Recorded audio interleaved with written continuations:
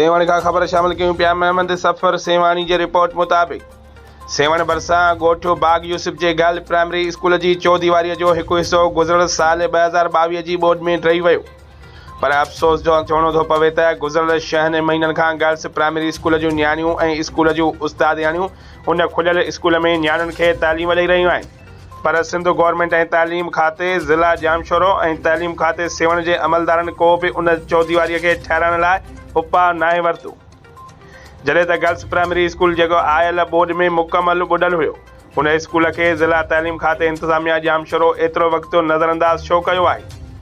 उन स्कूल जी मरमत वग़ैरह छो न कराए सघी आहे? ॻोठ बाग यूसुफ जे गर्ल्स प्राइमरी स्कूल जी चौदीवारी छो न ठहिराए सघी आहे?